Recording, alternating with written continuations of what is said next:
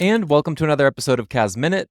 And before I start, I want to say hi to friends in the UK, in Australia, and in Illinois. We've got people listening from across the globe, and I want to say hi. Reach out, send a note. What do you want to hear more of? Find me on LinkedIn at Roman Villar CPA.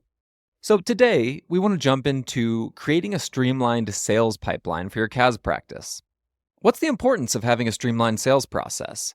We really need to have a well-organized sales pipeline in order to improve your internal efficiency, track progress, and then increase your conversion rates. You need to understand the stages of a sales pipeline and then how that works in tandem with your capacity and recruitment efforts. So, when we think about understanding the sales pipeline stages, there are really 6 different areas that you can start thinking about, maybe 5. The first one is simply lead generation. How do you attract potential clients through marketing efforts and referrals? Once you have a lead generation engine, you have something that's bringing in prospects to your company, you now need to have a lead qualification process. So how do you assess these potential clients to understand if they're a good fit? So you should have some degree of qualification parameters. Next, you need to start thinking about what proposal development looks like. Do you have a tailored proposal that addresses the specific needs and pain points of the prospect? We've talked a lot in past episodes about pricing strategy, about different ways to manage a sales pipeline. And these are just really different stages that you can think about in order to orient your CRM more tailored to your sales process. After you have a proposal development, you then walk into negotiation and or proposing what the different elements of your statement of work are. Maybe you have a 3-tiered model for pricing. So you walk through the proposal of what that looks like and how that impacts the prospect.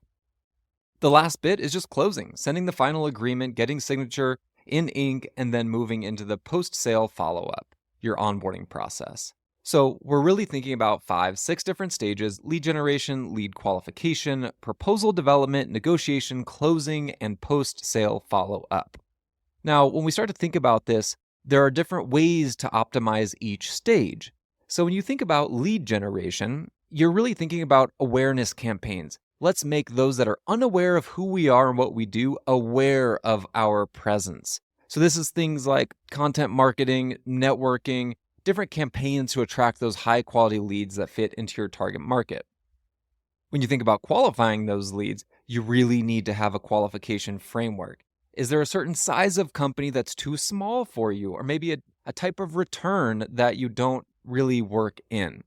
Discovery calls really help for this lead qualification, but if you don't have a framework for it, it's going to be really difficult to then move these prospects into a standardized proposal template. Once you have the qualification completed, you've got leads coming in, the standardized proposal template, the proposal development, should be customized for each client. Maybe it's branded in accordance with their branding. It's a little bit more personalized. Ultimately, you want to have some consistency here so that the team is aware of what's going out to clients. The language is very similar so that when you move to onboarding, your team knows exactly what's happening next. Your statement of work, the language should be very consistent.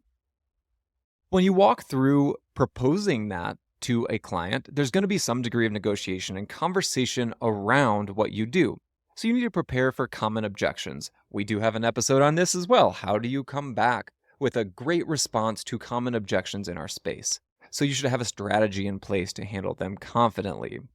You can also trial different ways and alternate options to facilitate getting to an agreement that makes sense for both parties until you find a right rhythm here for negotiation and closing to your proposal.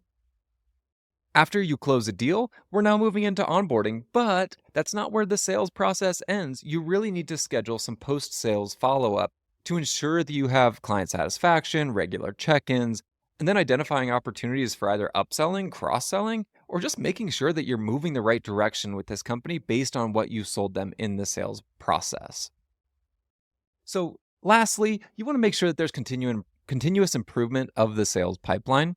Things like regular pipeline reviews, understanding how much you have in the pipeline relative to what your capacity is, so you know when you can accurately kick off a new client. That is tremendously important. The last piece, just training and development. Make sure your sales team, whoever's managing this process and or the systems behind it, are up to date on what direction you guys are going and how to manage that really well. encourage that knowledge sharing and best practices amongst the entire team so they can be aware of the process as well. I hope that's helpful on creating a streamlined sales process. Till next time.